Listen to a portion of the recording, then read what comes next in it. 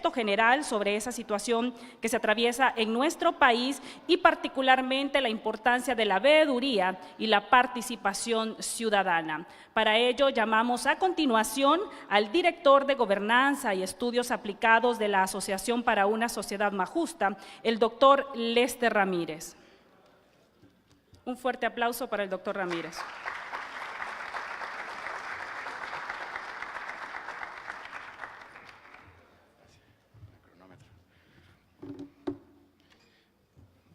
Muy buenos días a todos y a todas. Como dijo la compañera Jessica, mi trabajo trata de presentar un contexto donde yo creo que la gran mayoría de nosotros podemos llegar a la conclusión que es un contexto de multicrisis. En ASJ, los últimos días, hemos hecho un pequeño estudio acerca del análisis de la multicrisis, con algunos planteamientos de unos escenarios, tanto positivos como negativos, y bueno, lo que les voy a presentar a continuación es algunas, se puede decir, brochazos de los resultados que hemos tenido, ¿no? Rápidamente, bueno, ahí disculpen que no puedan ver la letra pequeña, pero los que hacemos estudios e investigaciones siempre sabemos de que tenemos que empezar desde un contexto y de un concepto claro de qué es crisis, ¿no? Y además de eso, cuáles son esas características de crisis. Ustedes pueden ver aquí en la presentación, en la pantalla, que cada crisis es singular, cada crisis produce un daño, cada crisis genera problemas. Y a partir de este trabajo de la caracterización, nosotros empezamos a recabar cada uno de los sucesos que se han dado desde noviembre del 2017 hasta la fecha. Como resultado, nosotros podemos identificar que se han dado más de 65 sucesos o eventos de conflictividad que desembocan en 10 tipos de crisis. Y ustedes las pueden ver en la pantalla acá. Crisis económica, crisis política, crisis social, crisis humanitaria, crisis medioambiental, crisis institucional, que es, y ya les voy a explicar por qué es la que más repunte tiene, crisis de seguridad, y etcétera, etcétera, etcétera, ¿no? Es decir, lo que tenemos en nuestro país es una diversidad y una multiplicidad de crisis que cada semana se manifiesta. Cada mes estamos teniendo alrededor de 5.4 conflictos que desembocan en cualquiera de estos 10 tipologías de crisis que hemos identificado. La frecuencia de estos eventos, nosotros le hemos contabilizado y, por cierto, en sus carpetas están cada uno de los detalles de cada uno de los eventos mes por mes. La frecuencia que estos sucesos se van dando es lo que nosotros ya identificamos como los resultados de esta gráfica, ¿no? Y ustedes pueden ver acá que, voy a quitarme el micrófono,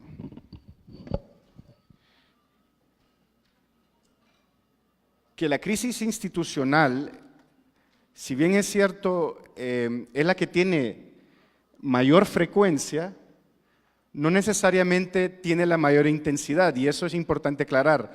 Nosotros no evaluamos, no medimos la intensidad de la crisis, sino medimos la repetición o la ocurrencia de esta crisis o de estos eventos que se catalogan dentro de estas tipologías de crisis, ¿no?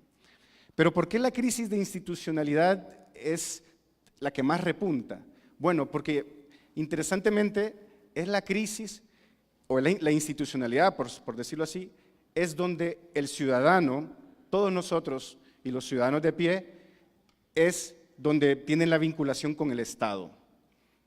Es ahí donde se encuentra el ciudadano con el Estado, se llaman las instituciones públicas. ¿Qué catalogamos nosotros como crisis de institucionalidad? Bueno, dentro de esa gran crisis, obviamente están los grandes casos de corrupción que se han dado, pero también los grandes problemas en materia de gestión de los servicios públicos, tanto en educación, salud, seguridad, pero también los elementos de la crisis fiscal, Es decir, el tema de cómo el gobierno, cómo el Estado puede gestionar los ingresos y sus presupuestos para administrar la gestión pública, ¿no? Entonces, dentro de esa tipología hemos encontrado la gran cantidad, y ese es el problema que vamos a tener si continuamos con estos elementos de multicrisis, si no tomamos soluciones, si no tomamos acciones para evitar. Este año son 65 eventos, sucesos, 5.4 cada mes en promedio que se están dando, ¿no? Y ustedes lo pueden ver aquí el nivel de frecuencia, ¿ah? Y lo más interesante aún,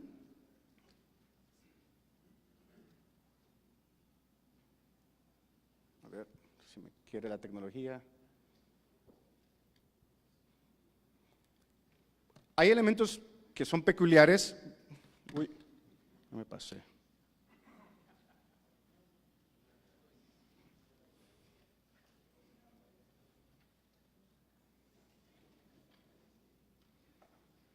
Bueno, hay algunos elementos que son muy particulares. Por ejemplo, hay crisis que tienen picos. La crisis postelectoral, por ejemplo, tuvo picos muy magnificados que respondían a acciones por parte del propio Estado, del propio gobierno. Por ejemplo, la intervención de los militares fue un pico. Ustedes pueden ver aquí, el toque de queda también fue otro pico de crisis. La declaratoria de Juan Orlando por parte del Tribunal Supremo Electoral fue otro pico que produjo mayor violencia, produjo mayor protesta. Y obviamente la toma de posesión también fue otro pico, y de ahí esa crisis postelectoral se va mermando y se convierte ya en una situación de incertidumbre y amenaza de la política. Es decir, lo que teníamos en un proceso de crisis postelectoral, ¿no?, genera un vacío de poder dentro de las estructuras políticas y produce enorme incertidumbre. Este fenómeno, y se lo voy a explicar más adelante, se repitió en el año postgolpe también. En el 2010 vimos la misma tendencia o las mismas características. Pero lo interesante en este fenómeno que nos estamos dando cuenta de la multicrisis, que es diferente a lo que pasó después del golpe de Estado, es que hay un factor muy interesante donde la clase política no puede controlar, y es los casos judicializados de corrupción. Este año, además de estas crisis que hemos tenido postelectorales, políticas, ha marcado un hito. Nunca en la historia de Honduras se había judicializado 6 casos de corrupción, de gran corrupción, en menos de un año. Según la contabilización que estamos haciendo, más de 30 personas, entre funcionarios electos, funcionarios públicos, operadores de las redes de corrupción, han sido requeridas procesalmente. Eso ha generado también un enorme peso y una enorme tensión dentro de la clase política, y obviamente una enorme tensión en la clase social, o por decir la ciudadanía en general, ¿no? Pero también hay otros elementos que hay que tomarle mucha atención, y es que si uno no toma atención o el tomador de decisión busca simplemente obviar el problema, ese problema regresa y regresa con mayor intensidad. Por ejemplo, el caso de Guapinol, que la gran mayoría de nosotros lo conocemos, que sucede en noviembre, realmente inicia en mayo del 2018. Y la respuesta de la clase política ahora mismo, en el caso de Guapinol, es nombrar una comisión de un solo partido político para que vaya a resolver ese problema, cuando debería ser el Estado, ¿no?, el Estado que tenga una tarea, un equipo de legisladores, de operadores, de gestores, la Secretaría de Medio Ambiente, los Derechos Humanos, es decir, una comisión integrada para realmente buscar una solución a este problema. Pero lo que hace el tomador de decisión, y eso es los riesgos de estas situaciones de multicrisis, es que simplemente dice, bueno, este es un problema pequeño, lo resolvemos con una pequeña comisión de un partido político, porque el alcalde de Tocoa es de ese partido político, del Partido Libre. Pero esa no va a ser la solución, porque ya estamos viendo que estas crisis se repiten y se repiten magnificadas. Otro ejemplo de este tipo de crisis es la caravana de migrantes. La caravana de migrantes no es una crisis de ahora, es decir, este es un resultado que se viene dando no del último año, no, ya es un proceso de desgaste de la democracia hondureña por más de 15 años. Es más, antes del golpe de Estado ya se estaba dando este tipo de desgaste. Pero la caravana de migrantes también hubo un fenómeno allá por Semana Santa que se llamaba el Vía Crucis, que no le prestaron atención y vuelve a aparecer ahora en el mes de octubre, ¿no? Entonces, vamos a tener serios problemas si realmente no podemos atender estos contextos de multicrisis. Ahora mismo, ¿cuáles son esos resultados? Primero que todo, Honduras, y esto es lastimosamente, lo tengo que decir porque yo fui formado en la democracia, en los 80, ¿no? Cuando Honduras venía incursionando en la democracia, no tiene, a pesar de tener 35 años de democracia, más de 10 elecciones, no tiene todavía el suficiente caudal democrático para resolver sus conflictos de manera pacífica. Y el ejemplo más paradigmático en este momento son las mesas de diálogo, tanto el prediálogo como el diálogo, ¿no? Por otro lado, a diferencia del periodo presidencial anterior, hoy lo que tenemos ya no es una concentración del poder, lo que tenemos es una fragmentación del poder. El poder se ha fragmentado y lo que podemos ver es, por un lado, una enorme crisis de legitimidad en el gobierno que le produce un enorme problema de gestión y de ejecución. Pero siempre hablamos de crisis de legitimidad, pero realmente no sabemos exactamente qué es legitimidad. En el contexto de las democracias de ahora, la legitimidad son dos elementos clave, o tres, perdón. El reconocimiento, el consentimiento y la colaboración de la ciudadanía. Si usted no tiene esos tres elementos en la ciudadanía, usted va a tener una crisis de legitimidad. Y esta crisis de legitimidad se está permeando no solamente al gobierno, a estructuras de toda la institucionalidad, ¿no?, del Estado. Por otro lado, tenemos ahora que ninguna de las fuerzas políticas opositoras tiene suficiente poder electoral y poder legislativo para llevar a cabo cambios. Ninguna. Que eso se traduce en fragmentación y eso nos va a producir y va a producir la necesidad de conformar coaliciones. Y eso ya lo vamos a ver más adelante. Por otro lado, como les dije anteriormente, las amenazas al poder son latentes, son tangibles. Más investigaciones, más procesos judicializados, y el poder político lo que hace es, y ya lo vimos también, formar y conformar estos pactos de impunidad. Y por otro lado también, cuando se fragmenta el poder, lo que tenemos también es mayores jugadores de veto.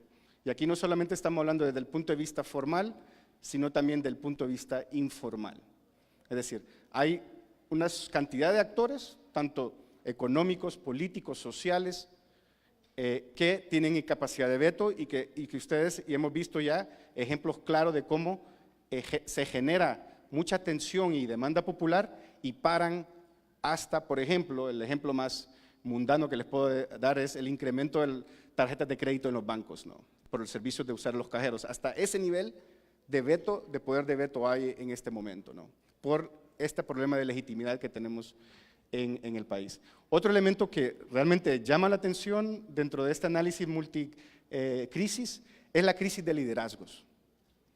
Y eso es en múltiples sectores, no solamente a nivel de la clase política, a nivel de la clase económica, a nivel de actores sociales. Y eso viene a demostrar de que en Honduras hoy por hoy tenemos una enorme crisis de valores. Ponemos de antemano los intereses sectorialistas o colectivos de algún gremio que los intereses de la nación. Y eso no nos está permitiendo a nosotros realmente llegar a una concertación. Ya no solamente se está hablando de consensos, sino de concertar realmente qué es lo que se tiene que hacer por el país. Y por otro lado, y esta es creo que la gran tragedia de nuestro sistema, es que ya no podemos seguir personalizando el destino del país. La personalización de la figura política en el gran Mesías, en el gran Salvador, en la gran persona que nos va a resolver todos los problemas del país, no es la salida, y más bien lo que nos está llevando es a regresar a un modelo autoritario. Y eso es el presidente de ahora como el presidente que puede venir en el futuro también. O sea, es un tema de cultura política que debemos cambiar, ¿no? aquí ustedes pueden ver y rápidamente, esto es la confianza en las instituciones 2004-2014. Ustedes pueden ver de que después de cada proceso electoral hay un bajón en la confianza de las instituciones. Pero si ustedes pueden ver, y eso es lo que quería demostrarles, que en el 2010, después de las elecciones, había esa enorme expectativa en un cambio. Pero ya ven en el 2012 cómo se reducen esos niveles de confianza. Y eso, como les estoy explicando, va a suceder en este proceso también que tenemos ahora.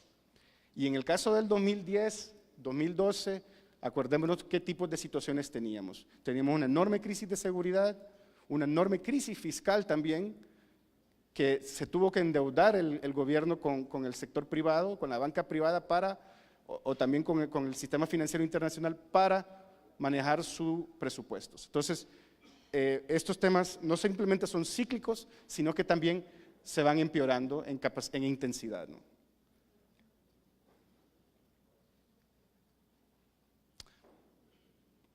Bueno, algunos escenarios a considerar, y esto es algo que ya viene a hablar sobre el tema electoral.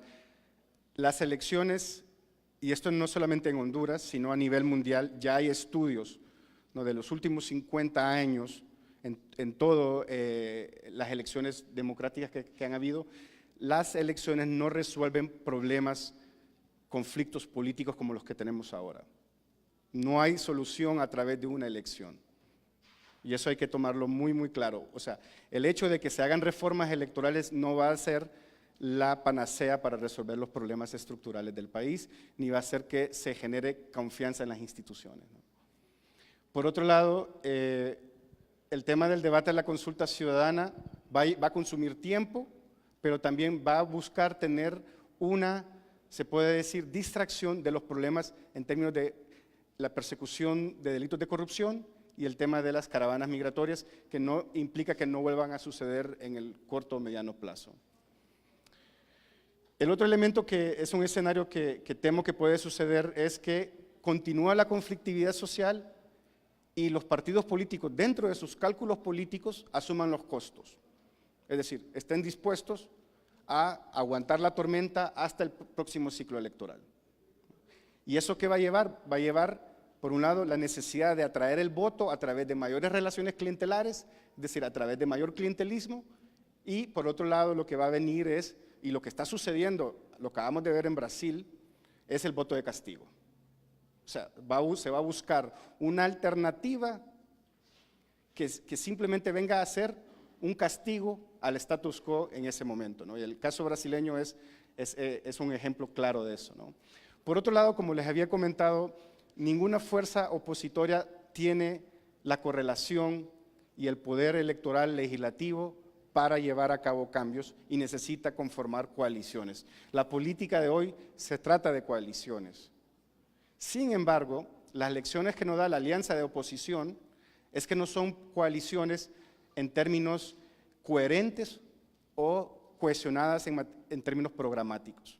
Es decir, son coaliciones para el momento, son coaliciones que únicamente buscan cambiar al gobierno, pero no tienen ni un plan de gobierno, no tienen ningún plan programático, ni un concepto realmente de cómo gestionar una administración pública. Y eso creo que la lección de la alianza de oposición nos va a ayudar a nosotros a tener coaliciones más fortalecidas en ese sentido, ¿no? Por otro lado, y este creo que es el peor escenario, el contexto de multicrisis se incrementa aún más. Hoy tenemos, en este año que acaba de pasar, tenemos 65 eventos, conflictos, ¿no?, debidamente registrados de crisis.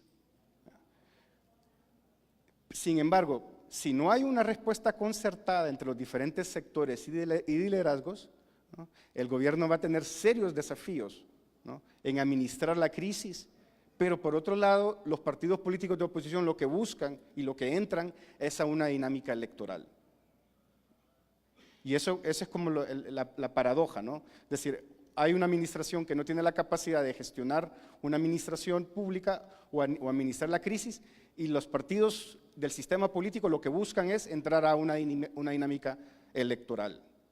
Llamar elecciones anticipadas, Y todos estos elementos que estamos escuchando a diferentes actores. Eso, como les digo, no va a ser la solución a estos problemas de crisis. Bueno, algunas rutas críticas ya para terminar. Ustedes pueden ver lo verde, lo positivo, lo gris es lo que se puede decir un escenario que no sea positivo, ¿no? En ese caso, por ejemplo, en el caso de las reformas, y nosotros en ASJ venimos diciendo esto desde un inicio, si las reformas no se basan en elementos de confianza y de legitimidad, no vamos a tener realmente los resultados que la población espera y lo que vamos a tener es la otra cara de la moneda. Reformas hechas a las medidas de sectores políticos, es decir, pactos negociados. Por otro lado, el combate a la corrupción, que es, por un lado, la versión positiva, que es la aplicación de la justicia de manera independiente e imparcial, pero por otro lado es la búsqueda de la impunidad total. Ya se me fueron mis 20 minutos. Y por otro lado aquí la inclusión social, que es muy importante porque de eso estamos hablando, de cómo se desarrollan estos nuevos liderazgos o cómo les damos espacio para estos nuevos liderazgos. Y lo que estamos viendo aquí es que se necesita tener una mayor participación de nuevos actores, pero con nuevos discursos. No es los nuevos actores, pero con discursos cooptados. Creo que el ejemplo más claro fue el movimiento de los indignados, esa es la lección aprendida ahí, ¿no? O sea, nuevos actores, pero que al final terminan hablando un mismo discurso, ¿no? Y bueno, ya para terminar, estas son para nosotros en ASJ las reformas constitucionales que se tienen que dar, que van a dar pie a reformas electorales. Por un lado, la separación de la administración electoral, el debate que se debe dar si es un elemento donde tiene que estar representados todas las fuerzas políticas, todos los 9 partidos políticos que tenemos ahora mismo, más los que están en formación, o lo buscamos de una instancia más técnica y de manera desligada de los partidos políticos. La justicia electoral sí consideramos que deben ser jueces de carrera, no tienen que ser jueces o personas nombradas por fines políticos, sino más que todo personas que han hecho una carrera judicial o una carrera jurídica. En Honduras no hay un derecho electoral. Tenemos 35 años de democracia y en las universidades no se enseña ni se investiga en materia de derecho electoral. Tenemos que generar esa jurisprudencia electoral. El tema de la segunda vuelta presidencial va a ser un tema también que ya lo están utilizando los diferentes actores políticos como moneda de canje, ¿no? A algunos les favorece, a otros no les favorece. Sin embargo, nosotros consideramos que desde el punto de vista desde la población, desde la ciudadanía, esto puede resolver muchos de los problemas de legitimidad cuando los resultados son muy reñidos o contestados, ¿no? El control electoral, que es lo que es el trabajo de la unidad de política limpia, que hace una labor contralora, si lo vemos desde el punto de vista programático, ¿cuál debe ser el rol que debe tener la unidad de política limpia? ¿Debe estar inserta en la administración o debe estar fuera de la administración para que no tenga conflictos de interés y para que pueda actuar de manera independiente? El trabajo que ya se viene haciendo ya con la nueva tarjeta de identidad, el nuevo registro nacional de las personas y el nuevo censo electoral. Y también es necesario evacuar el tema de la consulta ciudadana sobre la reelección. Nosotros consideramos que si se puede trabajar en estas reformas constitucionales, porque todas implican una reforma constitucional, se puede ir encaminando a Honduras hacia un sistema electoral con mayor confianza, con mayor integridad y con mayor legitimidad, ¿no? Obviamente aquí tiene que haber un actor muy importante que es la ciudadanía. Ya la ciudadanía no puede estar únicamente a expectativa al día de las elecciones. El control social tiene que estar en todo el ciclo del proceso electoral, desde la conformación del Censo Nacional Electoral hasta el análisis de los resultados de las elecciones. Bueno, con esto los dejo, muchas gracias, y con estas palabras me dejan ahí. Muchas gracias.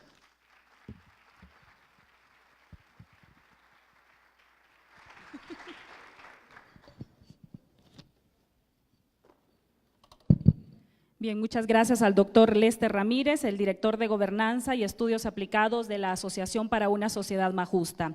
En estos momentos es importante informarles que esta conferencia magistral que será impartida por la doctora Delia Ferreira está siendo transmitida en vivo a través de los sitios oficiales de la ASJ, particularmente en el Facebook Live, así que si usted tiene acceso a las redes sociales, les invitamos para que puedan compartir también esta transmisión y que sean más los hondureños que tengan la oportunidad de conocer estas importantes reflexiones que, así como lo mencionaba el doctor Lester Ramírez, para la Asociación para una Sociedad Más Justa, la democracia no solamente es un tema de elecciones, también implica análisis de fallas estructurales, de violencia política y, por supuesto, el tema de las reformas electorales. De ahí entonces de la importancia de que se genere este espacio de reflexión que escucharemos a través de esta conferencia magistral.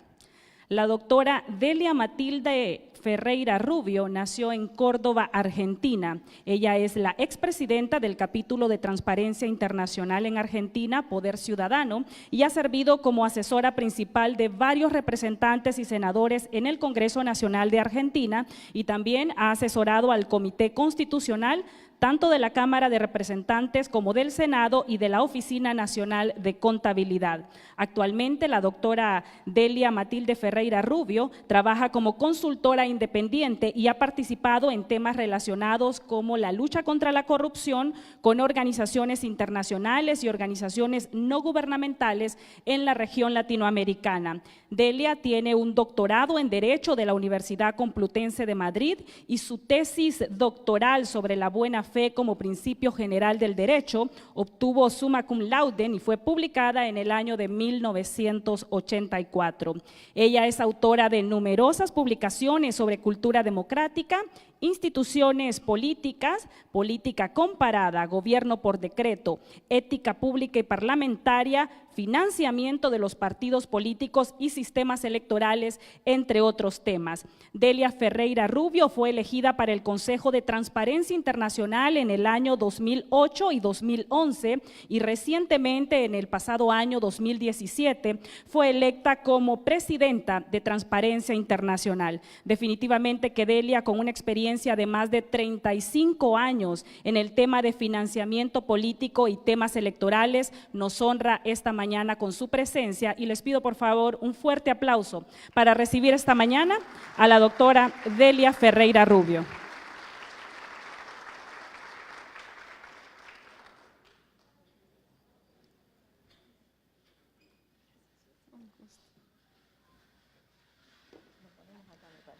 Con todo gusto.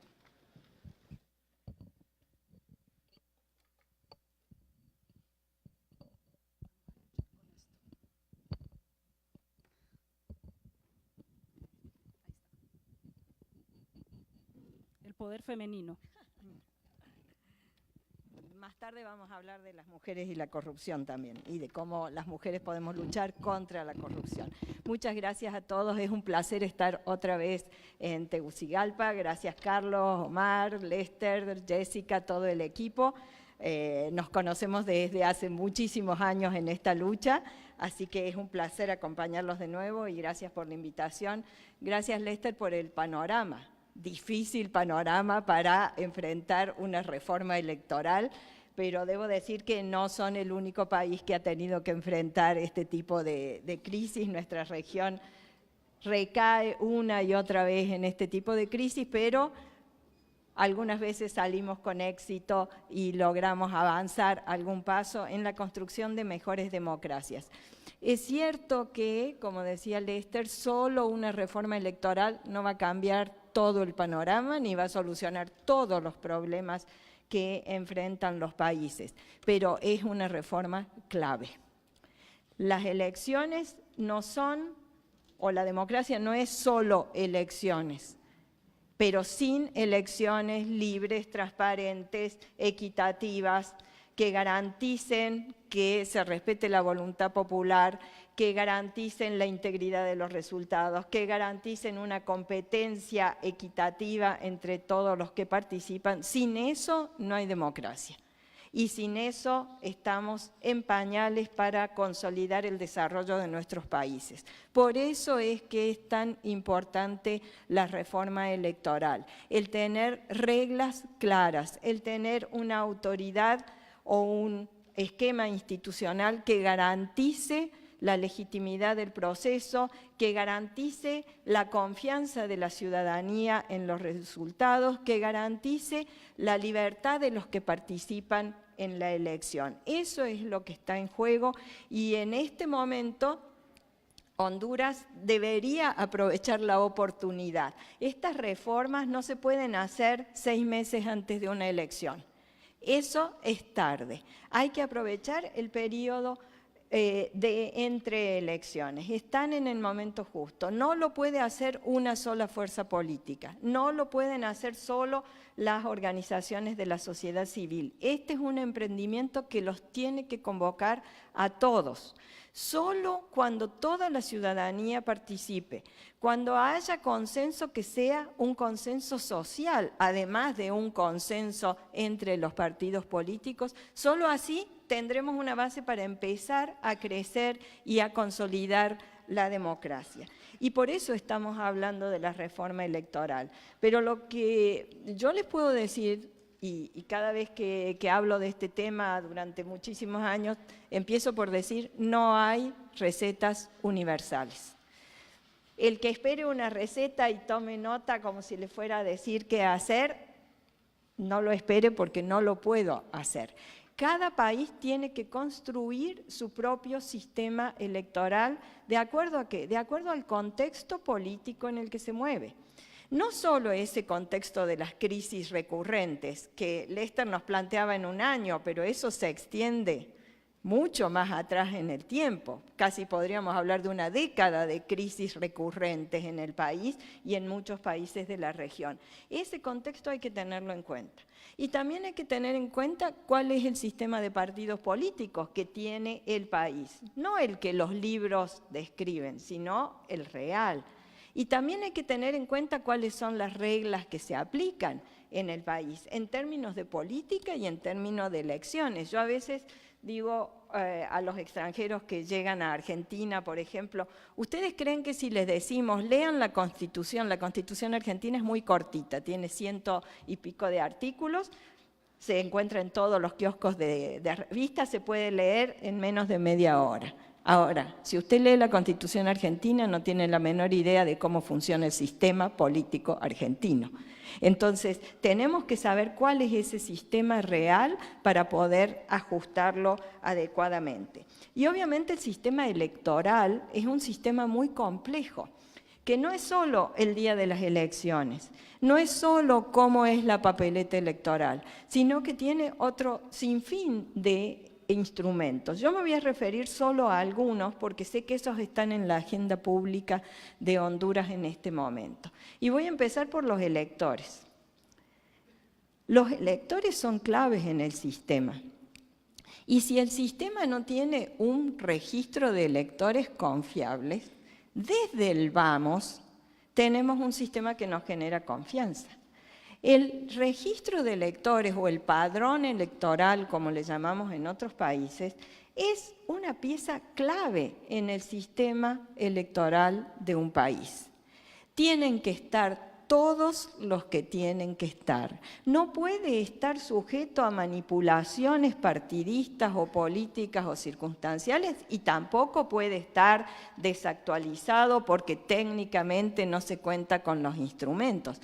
Acabamos de ver una elección en los Estados Unidos donde en muchos estados el hackeo, la intervención en la elección no ha estado afectando el día del voto. En otros desenchufaron las máquinas y no se pudo votar o se hackearon las máquinas electorales. Pero en muchos estados lo que se intervino para favorecer a unos y perjudicar a otros, para quitarle el derecho al voto a algunos ciudadanos, lo que se intervino fue el padrón electoral, es decir, el registro de electores. Tan importante es que quienes quieren manipular una elección enfocan en ese registro de electores. Ustedes tienen un desafío ahí importante, eso tiene que ver con el registro civil o el registro de las personas, con la emisión del documento correspondiente. ¿Para qué? Para evitar lo que en otros países existe, que es la presencia de personas que cercano a una elección tiene cajas enteras de documentos firmados a los que simplemente les pone un nombre y los habilita electoralmente. Eso no se puede hacer. El registro electoral es clave. Todos los votantes con derecho tienen que estar. Ninguno puede estar excluido, ninguno que no sea votante puede ser incorporado. Y por supuesto que los muertos tienen que ser eliminados del registro. En muchos de nuestros países los muertos votan y esa es una cuestión a atender. Segundo elemento muy importante, y los que me conocen saben que es uno de mis temas preferidos, el tema del financiamiento de las campañas. La primera vez que vine a Honduras, allá por el 2008, vine a estudiar el financiamiento de la campaña en Honduras. Algo se ha avanzado, pero todavía queda mucho por hacer. Pedir información por pedir información no es generar transparencia. Acumular papeles, cientos de papeles, sin darle a la autoridad que controla la capacidad de simplemente leer esos papeles con rendiciones de cuentas, es absolutamente nada más que show para la platea, para dar la impresión de que se está controlando algo. Transparencia supone rendición de cuentas más auditoría. Y para hacer auditoría necesitamos los recursos necesarios y necesitamos la independencia del organismo que tiene que hacer las auditorías. Si no tenemos los recursos y no tenemos independencia, esto no es nada más que jueguito para la tribuna, como se dice en fútbol, y acá no pasa nada. Esto hay que prestarle mucha atención, porque cuando nosotros hablamos del financiamiento de la política, de la relación, para ponerlo en más grande todavía, dinero-política, no lo estamos haciendo solo porque seamos una manga de curiosos que nos gusta preguntarles a los políticos de dónde sacó la plata para su campaña. Preguntamos sobre eso porque saber quién financia la campaña nos da una pista muy interesante sobre cuán creíble es ese candidato. Nos da una pista muy interesante sobre los potenciales conflictos de interés que va a tener ese señor o señora cuando llegue a un cargo de decisión política. Nos da una pauta sobre la calidad de la democracia. ¿Somos todos iguales frente al poder del Estado?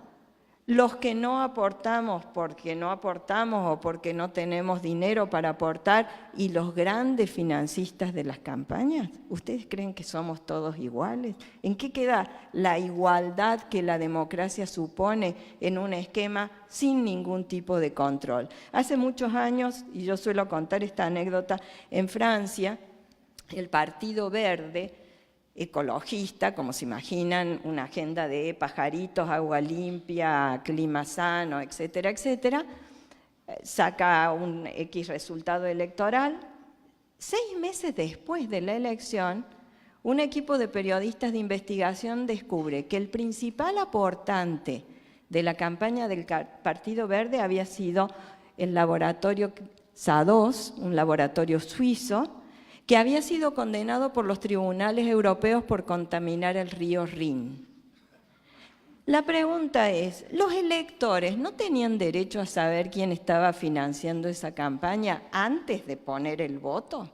¿Cuán creíble era la agenda de los pajaritos y el aire puro si el que estaba financiando la campaña, que después iba a ir a cobrar los favores, había sido condenado? No era una suposición. Había sido condenado por los tribunales europeos por contaminar un río. Los ciudadanos tenemos derecho a saber eso antes de las elecciones, no después.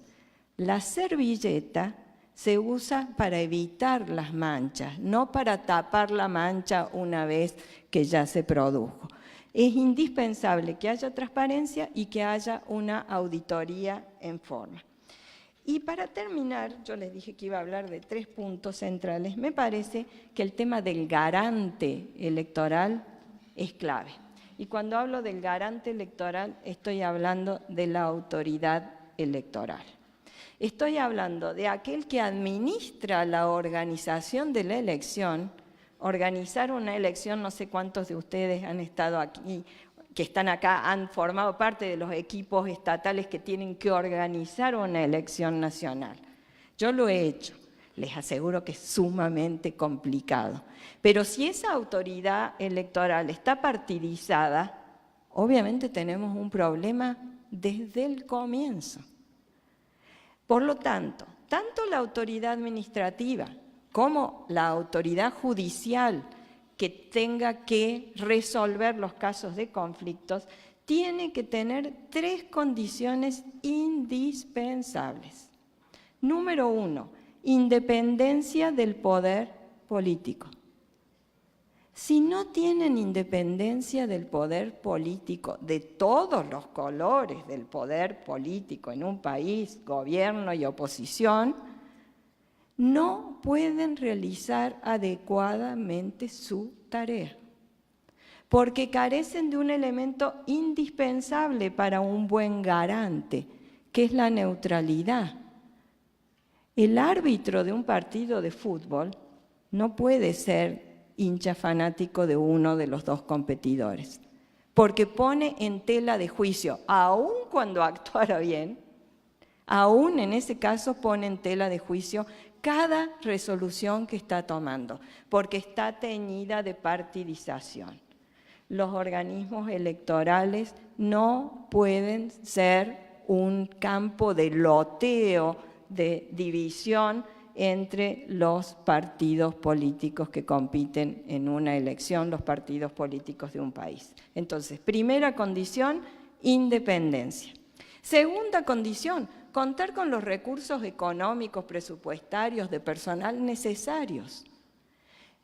Me decían hoy, hay miles de declaraciones de gastos de candidatos de las últimas elecciones y 7 auditores.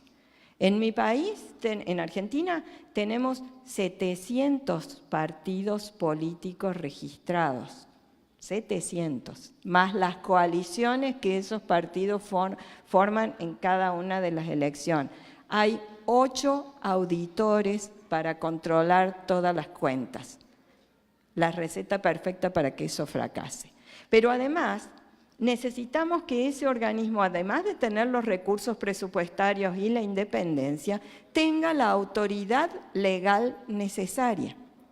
En muchos países, esos organismos electorales carecen de las facultades legales necesarias para investigar, para pedir información, para sancionar adecuadamente y tienen que trabajar con una maraña procesal que hace que las cuestiones se resuelvan dentro de 5 o 6 años. Ya el mandato de los electos terminó, nadie se acuerda de quién era quién, y ahí puede que llegue una sentencia que diga algo.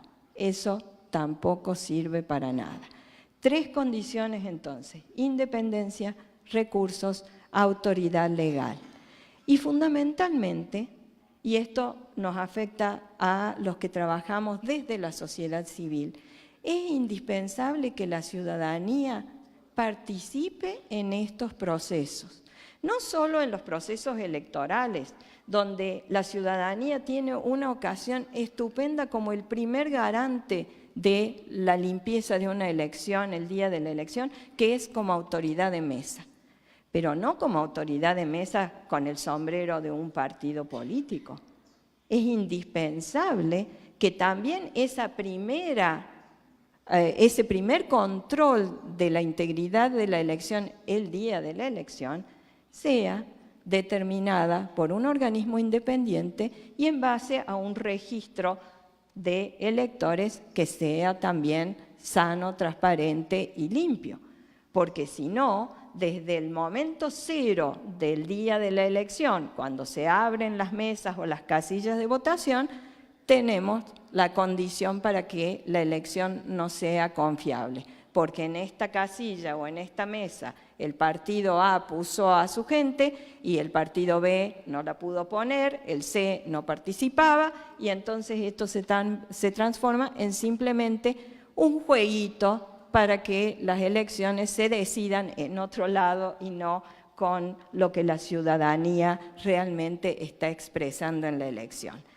Esa participación de la ciudadanía también tiene que darse hoy, cuando están empezando a discutir esto, cuando hay mesas de diálogo con organismos internacionales, con partidos políticos, en la legislatura, la ciudadanía tiene que estar presente ahí.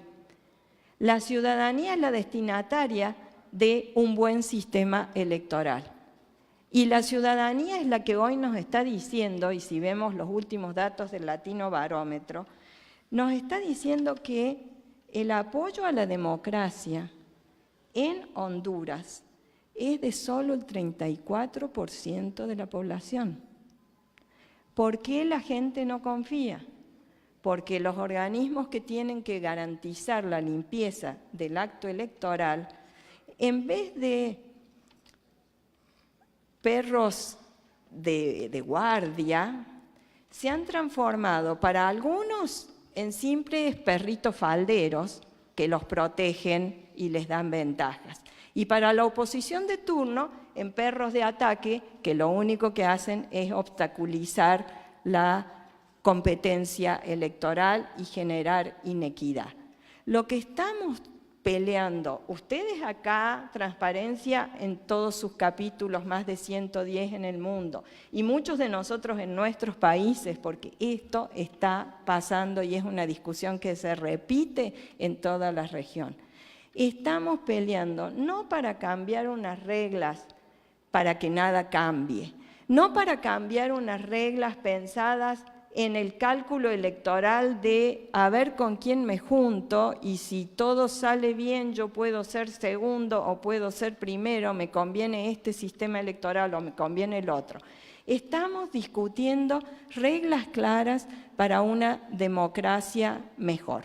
Ese es el desafío y yo les deseo toda la suerte a los hondureños en general y a nuestro capítulo que trabaja muy duramente en este tema para que tengan finalmente una regla que no se agote en el próximo proceso electoral, sino que sea una verdadera política de Estado que sirva para tener elecciones legítimas, para tener elecciones transparentes, para tener elecciones íntegras de aquí y en el futuro. Muchas gracias.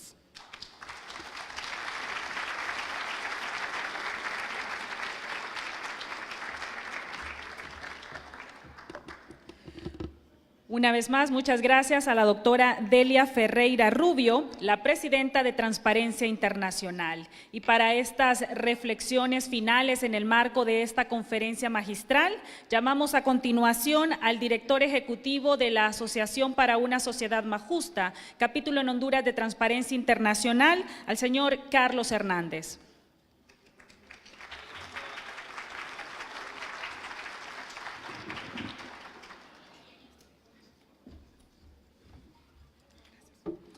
Gracias a todos por estar presentes. Y qué bueno que aquí hay representantes de distintos partidos, de distintos sectores. Veo diputados, veo funcionarios de órganos de control, veo ciudadanos. Y qué bueno entonces que pudimos apartar un espacio de nuestro tiempo para reflexionar esto. Yo quisiera decir, si pudiésemos quitarnos la camisa por un momento del partido y nos ponemos la de Honduras y empezamos a reflexionar de manera seria y responsable sobre estas crisis que nos hablaban hoy, pero sobre las reformas necesarias que las venimos hablando hace muchos años y que hoy nos las enunciaban una vez más, particularmente nosotros ya 8 años por lo menos venimos hablando de estos temas, que necesitamos un órgano independiente, que la participación ciudadana es vital, que el censo es clave y que el no abordar esto de manera seria y responsable nos ha metido en grandes problemas pero problemas que en el último proceso electoral cobró la vida de muchos hondureños.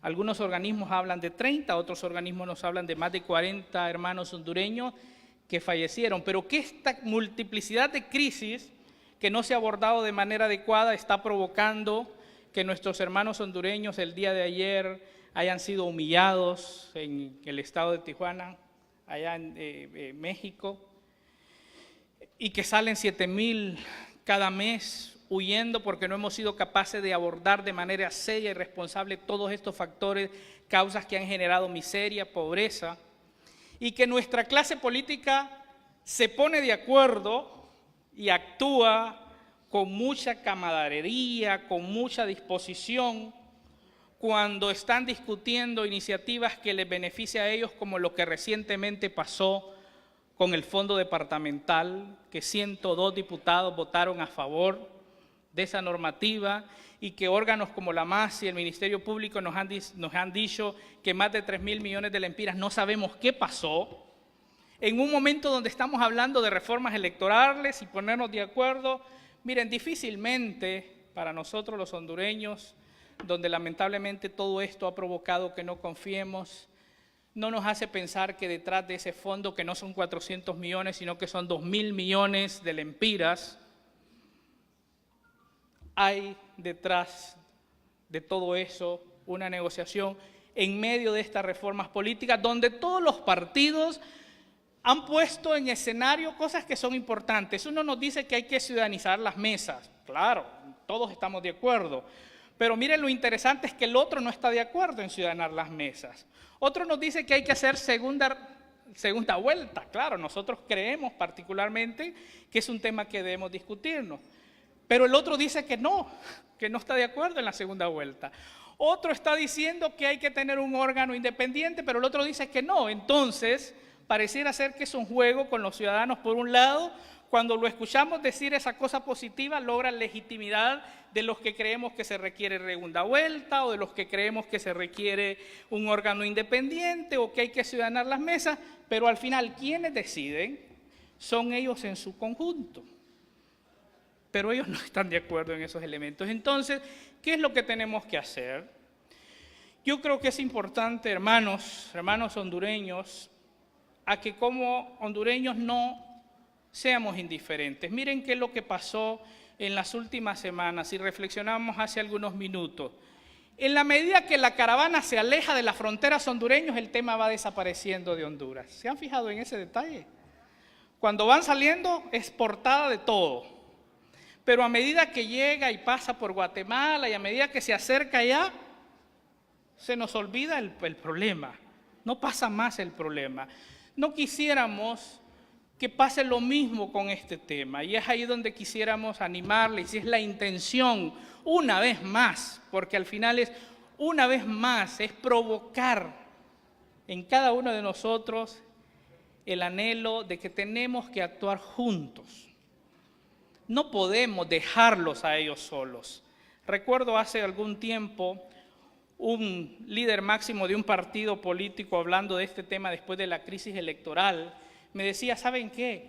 Ustedes dedíquense al tema de educación, salud, seguridad, pero déjennos el tema electoral a nosotros, que ese es un tema de los políticos.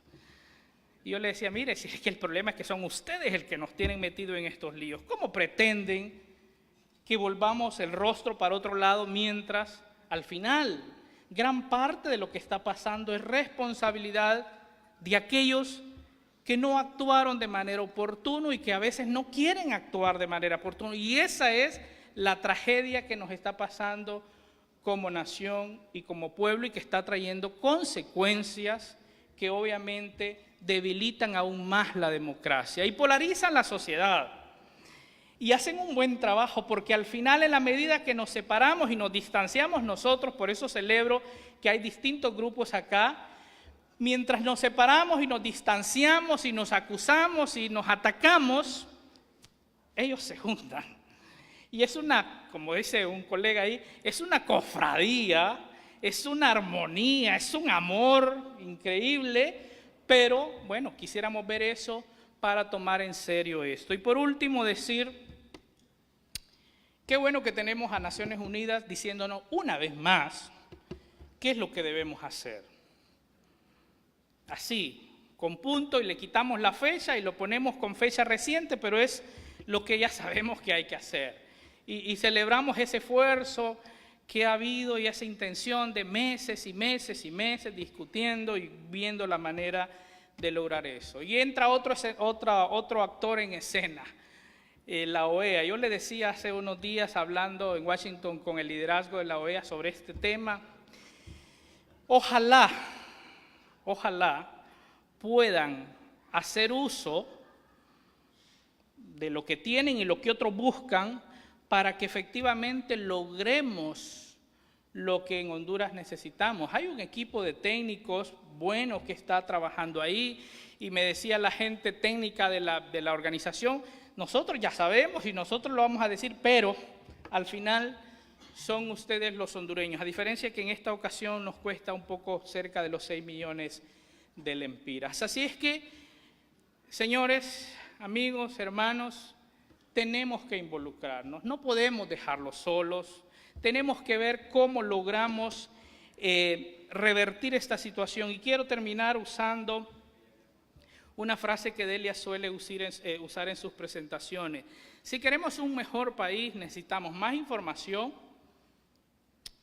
y que cada vez a veces nos niegan la oportunidad de tener la información de calidad y como debe ser.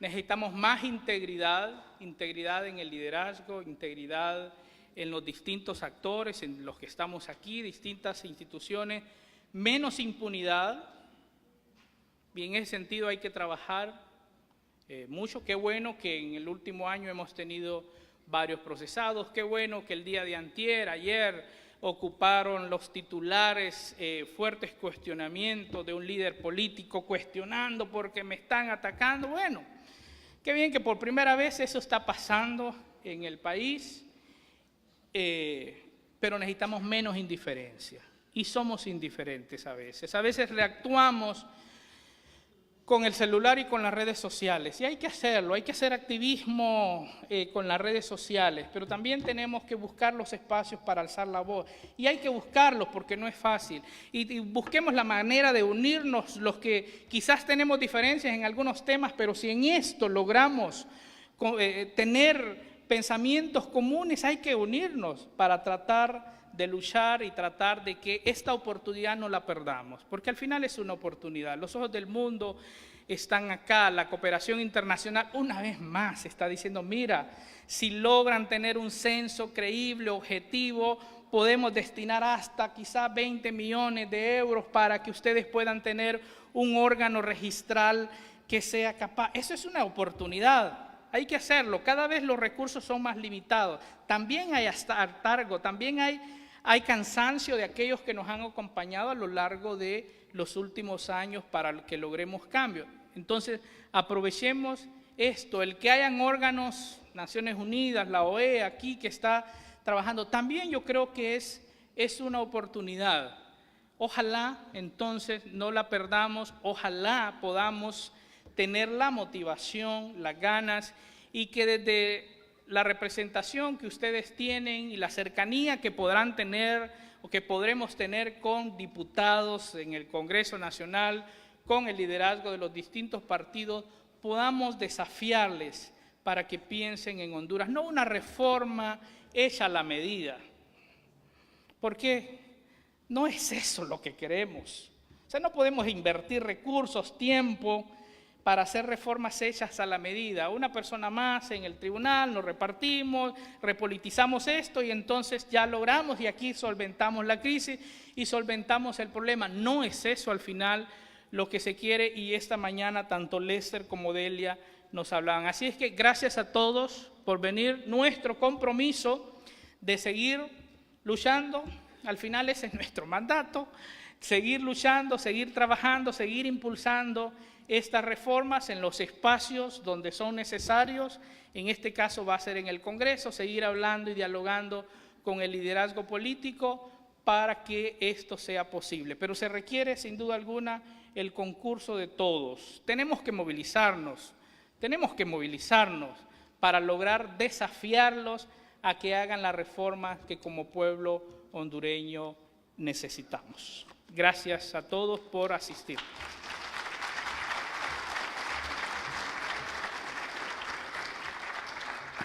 Muchas gracias al director ejecutivo de la ASJ, el señor Carlos Hernández. De esta manera nosotros finalizamos esta conferencia magistral Reformas Electorales, no sin antes darles información sobre 2 puntos importantes. En primer lugar, sepan que la doctora Delia Ferreira estará unos minutos acá, seguramente muchos quieran tener la oportunidad de saludarla, quizás una fotografía, y dentro de, para los amigos de los medios de comunicación, dentro de un número aproximado de 5 minutos, ella estará en el Salón La Ronda para ofrecer una declaración oficial y atender también todas las consultas de los amigos de los medios de comunicación. Una vez más, muchas gracias por acompañarnos.